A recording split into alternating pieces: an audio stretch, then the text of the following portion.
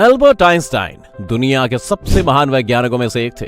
इनके नाम से लगभग हर बच्चा वाकिफ है, और वो भी क्यों ना। आखिर इनकी फिजिक्स ने अच्छे खासे बच्चे जो कुटवाए हैं। अब ये वैज्ञानिक भले ही महान थे, पर स्कूल में ये कोई 30 मार का नहीं, बल्कि एक एवरेज बच्चे ही थे। हाँ, मगर इनका दिमाग कोई आम दिमाग नहीं था। एल्बर्ट का दिमाग बचपन से ही जरा अलग था, और वो जमाने के हिसाब से कुछ ज्यादा ही तेज और खास थे। इतना खास कि मरने के बाद उनका दिमाग चोरी भी हो गया था। वैसे क्या वो सच में चोरी हुआ था? क्योंकि आप खुद सोचिए, जब दुनिया के महान वैज्ञानिक की मौत हुई होगी तो क्या ये बात इतनी नॉर्मल थी कि एक आदमी आता है और आइंस्टाइन का दिमाग निकाल कर ले जाता है?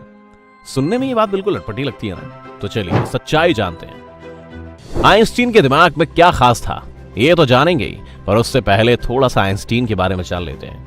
एल्बर्ट आइंस्टीन का जन्म जर्मनी के वुटेमबर्ग के एक यहूदी परिवार में हुआ था। उनके पिता पेशे से इंजीनियर और सेल्समैन थे। उनकी मां पोलिन आइंस्टीन हाउसकीपर थी। आइंस्टीन को शुरू में बोलने में कठिनाई होती थी, और वो पढ़ाई में ज्यादा अच्छे नहीं थे। वैसे तो उनकी मातृभाषा जर्मन थी, पर बाद में उन्होंने इतालवी और अंग्रेजी भी सीखी। शायद उनको भी एहसास हो गया होगा कि जैसे आज अपने देश में अपनी मातृभाषा हिंदी से ज्यादा वैल्यू इंग्लिश को दी जाती है, वही हालत जर्मनी में भी हो जाए। बहरहाल उनके पैदा होने के बाद डॉक्टर्स ने नोटिस किया कि उनका सर किसी भी सामान्य बच्चे के आकार में काफी बड़ा था, और वो एक असामान्य बच्चे के रूप में जन्मे थे। उस जमाने में मेडिकल साइंस इतना डेवलप नहीं था कि इस बड़े सर का कारण जान सकता। बड़े होते होते आइंस्टीन के साथ परिस्थितियां कुछ ऐसी थी कि उन्हें असामान्य और शायद एबनॉर्मल बच्चा समझा जाने लगा।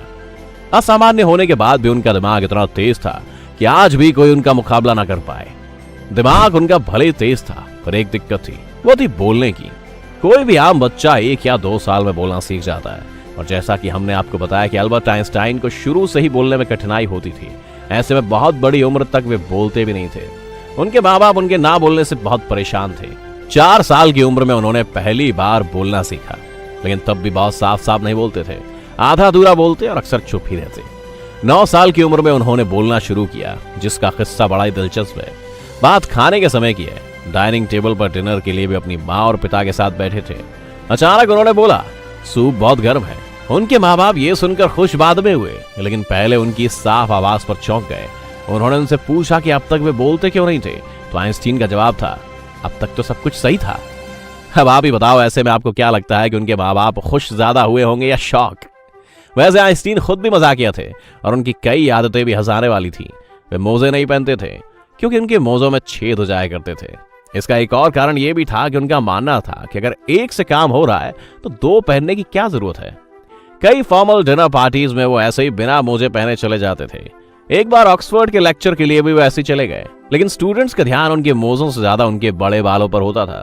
दरअसल आइंस्टीन को बाल कटवाना बिल्कुल पसंद नहीं था। उनके लंबे बाल देखकर कोई भी इसका अंदाजा लगा सकता है। बता दें कि इतने बड़े मैथमेटिशियन होने के बावजूद भी एल्बर्ट काफी खराब याददाश्त के इंसान माने जाते थे। नाम, तारीख, फोन नंबर उन्हें याद नहीं रहते थे। क्या हुआ, चौंक गए ना?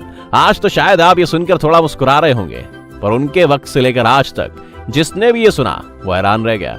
वैसे आपको भी जानकर हैरानी होगी, पर हमेशा से वो इतने बुद्धिमान नहीं थे। बचपन से पढ़ाई में कमजोर होने के कारण एल्बर्ट आइंस्टीन को मंद बुद्धि भी कहा जाने लगा था। बचपन में उनकी गिनती बेवकूफ बच्चों में की जाती थी।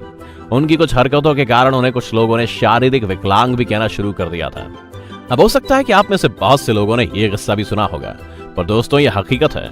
मगर अब ये मत सोचना कि बचपन का हर कमजोर बच्चा आइंस्टीन ही बनकर निकलेगा। हो सकता है कुछ कोई मिल गया कि रोहित भी बन जाए। मुझे कुछ दिखाई नहीं दे रहा। खैर, उनके टीचर भी उन्हें पसंद नहीं करते थे, क्योंकि वो सिर्फ मैथ्स और साइंस के सब्जेक्ट में पास होते थे और बाकी हर सब्जेक्ट में फेल। बचपन से ही उन्हें किताबी ज्ञान में कोई रुचि नहीं थी। फिर भी उन्होंने साइंस की कई ऐसी थीसिस पेश की जिसके बिना साइंस आज भी कमजोर है। फिर चाहे वो E = mc² हो या थ्योरी ऑफ रिलेटिविटी।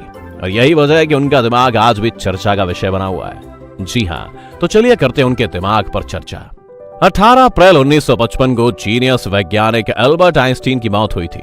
तब डॉक्टर थॉमस स्टोल्टस हार्वे नाम के एक पैथोलॉजिस्ट ने शव परीक्षण के दौरान आइंस्टीन का दिमाग चुरा लिया था, और किसी को भी इसके बारे में पता तक नहीं चला। दरअसल ये डॉक्टर आइंस्टीन के दिमाग पर परीक्षण करना चाहता था कि आखिर एल्बर्ट आइंस्टीन के दिमाग में ऐसा क्या था जिसकी वजह से आइंस्टीन ने इतने भौतिक खोज की। साथ ही उन्होंने अपनी जिंदगी में 300 से भी ज्यादा वैज्ञानिक रिसर्च पेपर पब्लिश किए थे। आपकी और हमारी तरह डॉक्टर थॉमस भी हैरान थे और जानना चाहते थे आइंस्टीन की इस इंटेलिजेंस का राज। इसी वजह से थॉमस ने शव से उनका दिमाग चुरा लिया था।